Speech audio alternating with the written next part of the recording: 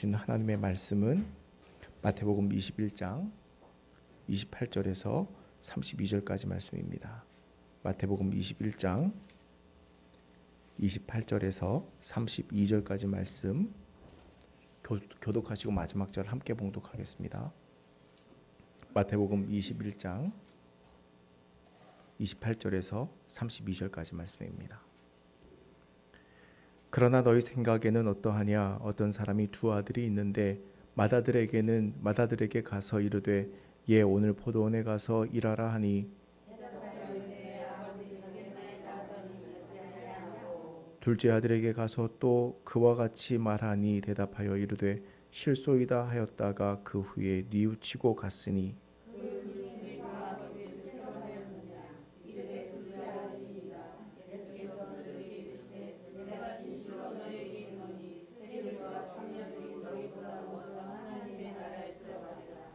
요한이 의의 도로 너희에게 왔거늘 너희는 그를 믿지 아니하였으되 세리와 창녀는 믿었으며 너희는 이것을 보고도 끝내 뉘우쳐 믿지 아니하였도다. 아멘. 모두 자리에 앉으시겠습니다. 이 시간 좋으신 하나님의 은혜와 평강이 여러분과 함께 하시기를 축원합니다. 주님은 수고하고 무거운 짐진 자들을 부르셔서 주 안에서 쉼을 얻게 하십니다. 여러분 한 주간 살면서 지쳤던 마음이 있죠. 힘들었던 마음이 있죠. 이 시간 하나님을 만나고 내가 가졌던 모든 것들, 염려, 근심, 걱정들 내려놓고 정말 좋으신 은혜, 좋으신 주님이 주시는 그 은혜와 평강이 여러분에게 넘치시기를 바랍니다. 그래서 여러분 세상에 나아가거나 삶의 자리로 나아갈 때는 보다 더 희망과 기쁨과 소망과 새 힘이 넘치기를 또한 바랍니다. 여러분 하나님은 지금도 활동하고 계십니다. 살아서 역사하십니다. 그리고 우리와 함께 하십니다. 여러분 이것들을 어떻게 알 수 있을까요? 전북 익산에서 결식 아동들은 누구든지 고기를 먹게 해줄 수 있는 먹게 해주는 식당이 있다고 합니다. 영상 하나 화면 하나 틀어주세요. 가게 앞에 내걸린 배너가 아주 인상적인데요. 화면에 보이십니까? 뭐라고 써 있는지? 네, 이런 내용이 쓰여 있습니다. 얘들아, 그냥 삼촌 이모가 밥 한 끼 차려준다는 생각으로 가볍게 와서 먹자. 몇 개만 지켜주기를 부탁할게. 첫째, 가게에 들어와서 쭈뼛쭈뼛 눈치 보면 혼난다. 둘째, 뭐든 먹고 싶은 것 있으면 얘기해줘. 눈치 보면 혼난다. 셋째, 오기 전에 꼭 삼촌한테 전화해주고 와줘라. 고기 불판에 열 올려놓을게. 이런 배너가 있다고 합니다. 어느 날 결식 아동의 문제가 심각함을 알고 시작한 일이었는데요. 사실은 본인보다 아내랑 함께 일하고 있는 누님이 먼저 이 일을 하자고 그래서 사장인 그는 처음에는 이 일이 감당할 수 있나 이런 생각을 했는데 아내랑 그 누님이 그런 얘기를 하더랍니다. 나중에 다 돌고 돌아서 그 복이 온다. 그래서 시작한 일을 합니다. 급식 카드가 나오거든요. 아이들에게. 그러니까 사실은 결식 아동들이 요즘 그렇게 굶어 죽는 아이들 없습니다. 그런데 여러분 이게 문제예요. 급식 카드가 나오고 국가에서 다 해주니까 이제 내가 안 해도 된다라고 하는 그 의무와 봉사와 이런 것들을 이제 나는 안 해도 된다라고 하는 이 마음을 버리기 시작하면서 사람들의 마음이 인색해져요. 국가가 해주면 좋죠. 그런데요, 국가가 모든 걸 다 하면 시민들의 마음들, 국민들의 마음은 서로 계산적이 되고 또 시시비비를 가리게 되고 그러다 보면 강팍해져요. 저는 그래서 여담이지만 그 모든 복지가 저는 좋다고 생각을 합니다만 그리고 이런 측면에서 모든 복지가 꼭 좋은 것만은 아니에요. 사람들이 우리가 감당해야 될 몫까지 뺏어버리면 아마 복지가 되더라도 사람의 마음들은 아주 강팍해질 겁니다. 일식에 5,000원인데요. 그런데 이 돈으로 아이들이 밖에서 별로 먹을 게 없답니다. 여러분 요즘 일식에 5,000원 하는데 찾아볼 수 있을까요? 분식이야 먹을 수 있어요. 그런데 이 아이들이 맨날 어떻게 분식만 먹고 살아요. 이런 아이들은 고기 먹고 싶지 않겠습니까? 그리고 고기 먹으면 안 됩니까? 끼니를 때울 수 있겠지만 그의 눈에는 그 아이들의 모습이 굉장히 안타깝게 보였고, 아, 이 일을 해야겠구나 이런 확신이 들었습니다. 그리고 눈치 보지 않고 와서 즐겁게 먹고만 가면 그것으로 되고, 또 혼자 오면 뻘쭘할 수 있고, 누가 아이가 뻘쭘해서 오겠습니까? 그런데 혼자 오지 말고 친구들하고 같이 와서 사인만 주면, 눈빛으로 사인만 주면 마치 그 아이가 살짝 그 계산한 것처럼 그렇게 다 해서 기도 살려주고 아무런 마음의 부담 없이 이렇게 고깃집이 해준답니다. 친구들한테는 저 친구 못 산다고 이런 마음이 들을까봐 그, 그 아이의 마음에 그늘이 있을 수 있는데, 친구들 앞에서 이 친구가 쏘는 거야, 사는 거야. 기도 세워주고 얼마나 좋아요. 북도회관이라는 식당의 정총명이라는 사장에 관한 이야기인데요. 앵커가 이것 때문에 손해를 보지 않느냐고 물어보니까 기분 좋다, 이렇게 그 기분 좋은 것으로 됐다 이렇게 말했습니다. 그리고 좋은 일은 언젠가 돌고 돌아서 자기에게 올 거라 이렇게 이제는 확신한다, 믿는다 이렇게 말합니다. 시편 41편 그 기자의 고백이 생각이 났는데요. 가난한 자를 보살피는 자에게 복이 있으며 재앙의 날에 여호와께서 그를 건지시리로다. 주께서 이 가게와 또 사장에게 복의 복을 채워주시기를 기원합니다. 우리 역시 여러분 이렇게 어려울 때일수록 자신도 어렵겠지만 주변에 어려운 사람들을 돌보는 지혜가 필요합니다. 손수 아침상을 차려놓고 제자들을 부르신 주님의 모습이 생각나지 않습니까? 바로 이 모습에서 일하시는 주님의 모습을 보게 되는 거예요. 요한복음 5장에서 주님은 내 아버지께서 이제까지 일하시니 나도 일한다 말씀하셨습니다. 안식일에 38년 된 병자를 고쳤다 해서 유대인들이 박해할 때 하신 말씀인데요. 하나님은 주무시지도 않으시고 졸지도 않으시고 우리를 지키시고 돌보십니다. 38년 된 병자와 아무 상관없다고 말하는 사람들은 이런 식으로 말할 수 있을 겁니다. 그러나 주님은 그를 불쌍히 보셨습니다. 그의 삶의 처지를 그냥 듣고 만 것이 아니라, 보고 만 것이 아니라 그걸 느꼈다는 거예요. 여러분 이 차이가 얼마나 큰지 아세요? 느끼는 거예요. 여러분 아이가 급식 카드가 나오죠. 끼니 때울 수 있죠. 그런데 그냥 그 현상만 본 게 아니라 그 아이가 고기를 먹고 싶은 마음, 여러분 내 자녀가 고기 먹고 싶어서 군침 흘리고 있다고 생각을 해보세요. 어려워요. 아빠 엄마가 없거나 아니면 혹은 집 엄마 아빠가 다 외출하고 일하러 나가고 그래서 아이가 혼자 방치된 상태로 고기 먹고 싶다고 생각해 보세요. 그 마음을 느끼는 거예요. 여러분 부활하신 주님을 만나는 것은 이와 같습니다. 만나는 거예요. 그 마음을 아는 거예요. 주님은 그 38년 된 병자를 만나셨습니다. 그냥 지나가다 스치듯 만난 게 아니라 정말 그를 만나셨습니다. 여러분 주님은 오늘 우리를 만나길 원하세요. 우리의 아픈 현실, 어려운 현실 주님이 모르십니까? 주님은 우리에게 힘 주시고 용기 주시기를 원하십니다. 하나님은 지금도 살아 역사하시고 일하십니다. 그런데 여러분 하나님이 어떻게 일하세요? 사람을 통해서 일하시거든요.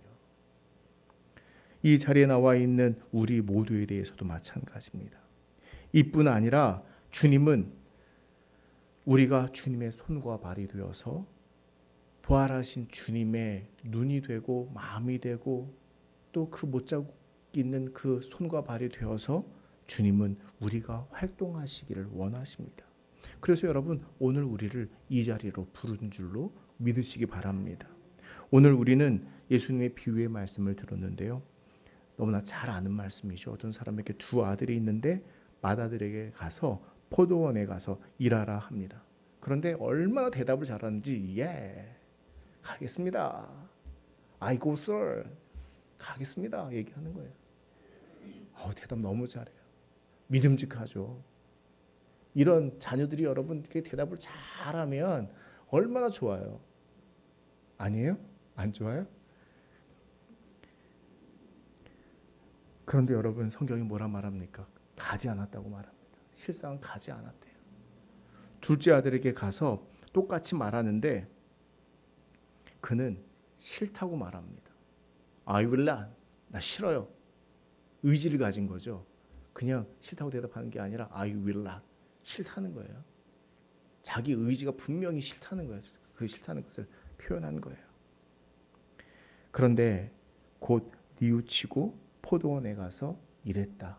여러분 이 뉘우쳤다라고 하는 말이 어떤 말이냐면 He changed his mind예요. He changed his mind. He changed his mind. 그의 마음을 바꾸었다는 거예요. 회개나 이런 게 아니라 어떤 거예요? 아버지의 마음을 느낀 거예요. 아버지가 부탁을 했는데 연로한 아버지의 그 부탁을 내 생각과 내 뜻이 있다고 그래서 싫어요 했던 그 마음을 바꾸어 먹고 아버지가 일하라고 한 데 가서 그는 일을 했다는 거죠. 신의 사본에는 이게 첫아들과 맏아들의 이야기가 바뀌어 있습니다. 첫 아들이 싫다고 대답하고 간 것으로, 그리고 맏아들은 좋다고, 둘째 아들은 좋다고 그러고 안 간 것으로 이렇게 나와 있지만 여러분 그게 중요한 게 아니라 누가 진짜 아버지의 뜻대로 행했느냐 물었을 때 여러분 누가 진짜 아버지의 뜻대로 행한 자입니까? 대답만 하고 가지 않은 게 아니라 대답은 잘했는데 실제 가지 않은 아들이 아니라 자신의 생각을 고쳐먹고 바꾸고 가서 일한 아들이 진짜 아버지의 뜻대로 행한 것이다. 이렇게 성경이 우리에게 전하고 있는 것이죠. 여러분 오늘 저는 이 말씀을 통해서 우리 신앙을 돌아봐야 한다고 생각합니다. 오늘 우리는 예만 하는 신앙인은 아닙니까? 대답은 잘해요. 잘 알아요. 어떻게 해야 복을 받고 무엇이 주님의 뜻인지 몰라서 안 합니까? 모릅니까? 잘 알아요. Yes. 여러분 기독교인들이 제일 잘하는 말 뭔 줄 아세요? 네? 맞아요. 아멘. 아멘 너무너무 잘해요. 근데 우리가 아멘 하는 대로만 살면 아마 세상이 이렇지 않을 거예요. 무슨 얘기예요? 아멘 하는 대로 안 산다는 거예요. 주님께서 부탁하시고 말씀하신 것을 준행하도록 노력하는 신앙인인가? 교회 안에서 주님을 예배하고 기도하고 사랑을 열심히 고백하며 찬미하기는 하지만 교회 밖에서는 예수님처럼 살려고 결단하고 노력하는 일에는 게으르거나 방심하고 있지는 않은가? 여러분 세상이 어렵다는 건 누구나 다 잘 압니다. 근데 여러분 이럴 때일수록 지혜는 뭐냐면요, 나 혼자 살아남기 위해서 생존하기 위해서 욕심 부리는 게 아니라 이럴 때일수록 나누고 섬기고 봉사해야, 나누어야 이 어려움들을 함께 극복할 수 있어요. 그런데 세상이 그렇지 못하죠. 코로나로 인해서 많이 지치기도 했습니다. 사람들의 마음이 칼날처럼 예민해져 있는 것 같아요. 여러분의 심령은, 여러분의 마음은 어떻습니까? 여러 가지 근심, 걱정, 삶의 어려움들, 코로나 자체만으로도 힘든데요. 미디어들을 보면 사람을 더 자극해서 마치 실족하기를 바라는 것 같아요. 미디어가 보면.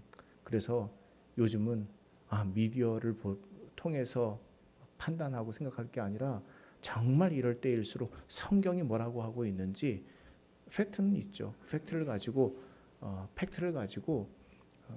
미디어가 말하는 그것에 길들여질 게 아니라 성경이 뭐라고 하고 있는지, 성경이 무슨 말씀을 하고 있는지, 주님이 바라시는 것이 무엇인지 정말 헤아려야겠다. 분노와 화를 돋우고 긁어부스럼을 내도록 왜곡된 기사들 때문에 사람들의 마음이 더 강팍해지죠. 이럴 때 하나님은 일꾼을 찾으시고 부르시고 하나님께서 일하시니 주님을 따라 살기를 원하는 이들을 찾으십니다. 대답만 하는 사람이 아니라, 아멘 하는 사람이 아니라 정말 주님의 마음으로 어떻게 이 세상을 치유할까? 내가 누구를 보낼고 우리가 누구를 보낼고 할 때 주님 내가 여기 있습니다. 나를 보내소서. 그래서 내 욕심을 내려놓고 나의 어려운 현실과 내 어려운 처지도 있지만, 그런데 여러분 제자들이 주님을 따라다니면서 본 게 뭔 줄 아십니까? 주님의 제자가 된다는 건 아마 이런 거였을 것 같아요. 자기만 힘든 줄 알았는데요. 주님 따라다니면서 전도 여행을 하다 보니까 자기와 똑같은 고난과 어려움을 당하고 있는 사람들을 본 거예요. 아니, 어쩌면 자기보다 더 힘들고 어려운 사람들을 본 거예요. 나는 도움을 받아야 된다고 생각을 하고 나는 그래서 무기력한 사람이라고 생각했는데 오히려 내가 누군가를 도울 수 있고 누군가에게 봉사할 수 있고 복음을 전할 수 있다는 사실을 깨닫자 그에게는 소망들이 생겼고, 그러면서 여러분 그 소망은 작은 것 같아 보이지만 큰 하나님의 능력을 담아내는 풍선과도 같은 것이었습니다. 담으면 담을수록 더 커지는 것이죠. 저는 오늘 말씀을 통해서 우리 신앙인들의 모습을 봅니다. 여러분 그러기에 우리가 어떤가, 우리의 모습은 어떤가 헤아리면서 이 시간 하나님의 은혜가 여러분 우리를 바꾸어 놓을 수 있기를 축원합니다. 첫째 아들은 알기는 아는데요, 자신의 사정이 더 중요했어요. 둘째 아들은 자기 사정도 있지만 하고 싶은 마음이나 의지도 있지만 아버지의 부탁이 마음에 걸려서 그냥 넘어갈 수 없는 사람이었습니다. 여러분 우리가 이런 마음을 가지면 어떨까? 나랑 상관없는 일이고 저 사람도 다 복지 혜택을 받고 다 받지만, 그런데 그 아버지의 마음, 하나님의 마음이 내 마음에 똑같이 걸려서 그냥 넘어갈 수 없는 사람. 그것이 내게 울림이 되고 주님의 오히려 붙잡으심이 되는 사람.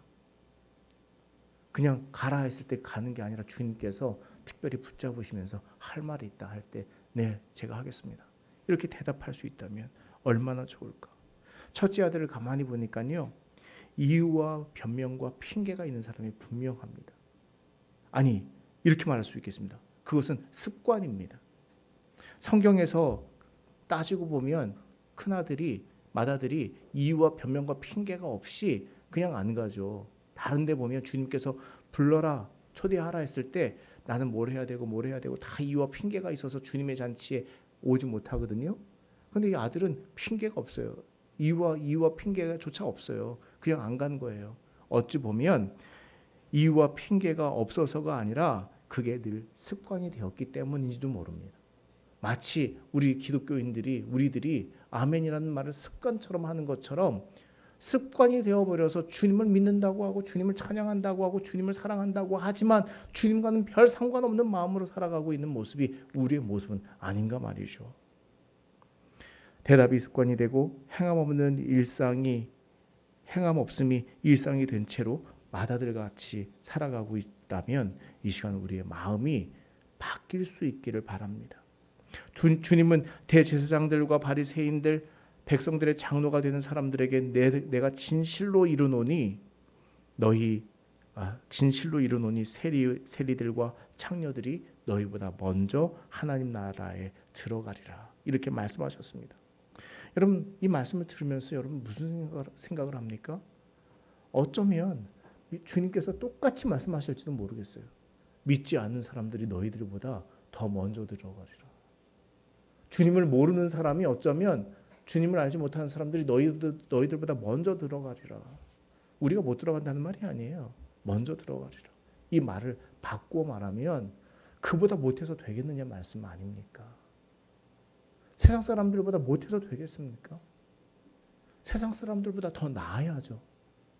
더 우리의 욕심들을 더 비워내고, 어렵다고 하지만 나도 어렵다고 하지만 나보다 더 어려운 사람이 있음을 알고 보다 더 주님의 마음을 품도록 해야죠.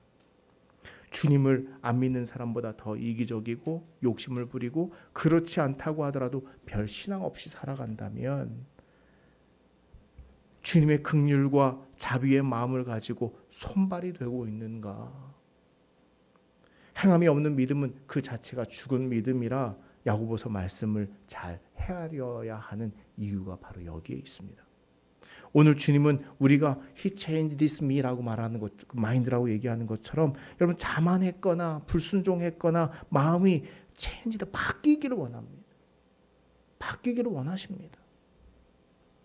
여러분 하나님의 나라는 내세에만 있는 게 아니에요. 주님이 오늘 너희보다 먼저 하나님 나라에 들어가리라 말씀하셨는데 여러분 주님께서 하나님의 나라를 말씀하실 때에는 꼭 내세에 죽어서 가는 그 내세만 말하는 하나님 나라가 아닙니다. 주님은 이 땅에서도 하나님의 나라가 임한다고 가르쳐 주셨습니다. 그리고 부지런히 우리가 그 하나님의 나라를 일구기 위해 복음을 전하고 그 나라를 이 땅에서 일구면 그 하나님의 나라를 심는 것이 겨자씨와 같을지라도 어떻게 돼요? 그 겨자씨와 같을지라도 나중에는 큰 나무가 되어서 공중에 새들이 깃든다고 이야기하잖아요. 이 땅에서도 하나님의 나라를 끊임없이 체험하고 경험하기를 바라셨습니다. 그게 우리의 사명이에요. 단순히 여러분 기복적인 종교는 죽어서 하나님 나라에 가면 그만이니까 이 땅에서의 삶은 그냥 등한시 여기고 내세적인 가치에만 소망을 두는데 주님 그렇게 가르쳐 주신 적 없으세요. 그와 동시에 중요한 게 뭐냐면 이 땅에서 하나님의 나라를 맛보고 체험하고 경험을 통해서 훈련받고 천국 시민으로 거듭나기 위해서 복음대로 살다가 정말 천국 시민이 되는 그 영광을 우리에게 가르쳐 주신 거예요. 이 땅에서 그것을 경험하고 그 향기를 알 수 있기에 여러분 우리가 더 좋은 하나님의 나라를 사모하게 되는 거예요. 여러분 하나님 나라에 가보셨어요? 근데 그 나라 좋다고 어떻게 알아요? 어떻게 알아요? 어쩌면 여러분 지옥이 더 나을지도 모를걸요?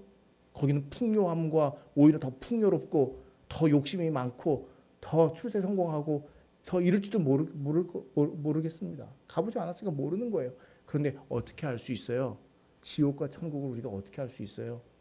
주님께서 가르쳐 주신 대로 우리가 천국을 맛보고 나니까 그 나라는 더 좋다는 걸 아는 거예요.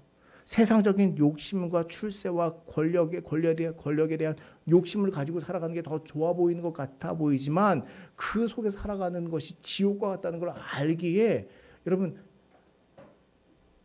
그 나라를 우리가 이 땅에서 경험으로 아는 거예요. 모르는 게 아니에요.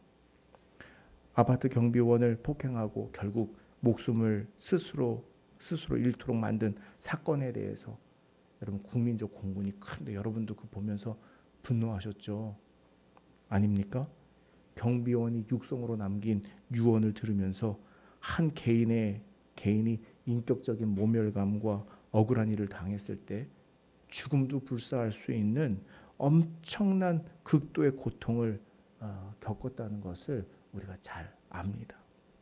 외제차를 타고 경찰서 조사받으러 나왔다가 사과 한마디 없이 염치 없는 모습으로 조사실에 들어가고 또 다시 나오는 그 사람의 모습을 보면서 뻔뻔하다는 생각이 들었습니다. 근데 여러분 아파트에서 찍힌 영상을 이렇게 제가 가만히 보니까요. 제가 두둔하려거나 아니면 그런 게 아니라 어쩌면 그 사람도 어떻게 그 작은 일에 저렇게 분노하고 한 사람을 죽음에까지 내몰 수 있도록 저렇게 끈질기게 잘했을까. 그런데 그 아파트 영상을 보면서 제가 한 가지 그럴 수도 있겠다는 생각이 든 게 뭐냐면 그 사람도 분명히 누군가에게 아파트 경비원과 같은 일들을 당했을지도 몰라요. 그리고 자기도 무시를 당하면서 죽이고 싶도록 미운 마음이 함께했는데 그런데 자기보다 더 갑에 있으니까 그러지 못했겠죠. 어떤 처지나 누군가 자기에게 똑같이 가해야 하는 사람이 있었을지도 모릅니다. 자신이 경비원에게 했던 행동과 똑같은 행동을 그가 당하고 있었는지도 몰라요. 그냥 그런 생각이 들었어요. 저 사람의 행동을 보면 분명히 그랬을 수도 있겠구나. 그랬겠구나. 그에 대해서 그 상황에 대해서 전부는 알 수 없지만 당일 영상을 보면서 그런 생각이 들었던 겁니다. 그렇다고 해도 스스로 뉘우치고 사죄하고 용서를 받지 못하는 한 정말 그는 약육강식의 생지옥에서 괴물 같은 존재로 살아야만 하죠. 여러분 그는 이 땅에서 아무리 호의호식 하면서 산다고 하더라도 정말 우리가 누리면서 소망하면서 살아야 할 하나님의 나라를 볼 수도 알 수도 경험할 수도 없습니다. 여러분 오늘 말씀에서 무슨 이야기를 하는가 하면 여러분 세리와 창녀들은 믿었으며 너희는 이것을 보고도 끝내 뉘우쳐 믿지 아니하였도다. 뉘우치지 않는 순간 하나님의 나라를 그는 볼 수가 없는 거예요. 그냥 그 세계 속에서 살아야만 하는 거예요. 여러분 그런 마음 아시죠? 자기도 똑같이 당하니까 똑같이 그 당했을 때 그런 상황이 있을 때 그 사람에게 내가 똑같이 해주고 싶은 이 보복 심리가 그는 사실은 지옥에서 살고 있는 것이죠. 그리고 뉘우치지 않는 한 그의 지옥은 아마 끝나지 않을 겁니다. 여러분, 상관없다고 말할지도 모릅니다. 관심 없다고 말할지도 모릅니다. 그런데 인생이 유한하기 때문에 꽃처럼 시들고 잎처럼 마르고 안개와 같이 흩어지기 때문에 결국 지옥만만 보다가 세상에 하나님 나라 그 지옥만만 보다가 죽게 되면 여러분 그는 그냥 지옥인 거예요. 잠언 4장은 그래서 이런 말씀을 들려줍니다. 의인의 길은 돋는 햇살 같아서 크게 빛나 한낮의 광명에 이르거니와 악인의 길은 어둠 같아서 그가 걸려 넘어져도 그것이 무엇인지 깨닫지 못하느니라. 악인은 걸려 넘어져도 그게 뭔지 깨닫지 못한대요. 불쌍한 거죠. 여러분, 예수님은 우리가 어떤 삶을 지향하며 살기를 바라실까요? 어떤 삶을 원하십니까? 여러분, 오늘 말씀을 들으셨다면 그 말씀이 내 마음 가운데 울림이 되고 결단해야겠다, 변화돼야겠다 이런 마음이 들었다면 여러분 그 마음을 간직하고 나아가서 세상에 정말 둘째 아들과 같은 주님께서 부탁하신 일들을 해낼 수 있는, 주님의 마음으로 살 수 있는 우리 모두가 되기를 주님의 이름으로 축원합니다. 중국의 신소설의 아버지라고 말할 수 있는 루신의 이야기가 떠올랐습니다. 광인 이야기라고 하는 한 대목이 떠올랐는데요. 그 9장인가 거기서 이런 대목이 있습니다. 자신은 사람을 잡아먹으려고 하면서 남에게는 먹히지 않으려 하기 때문에 의심을 품고 서로 흘끗흘끗 상대방을 훔쳐보고 있다.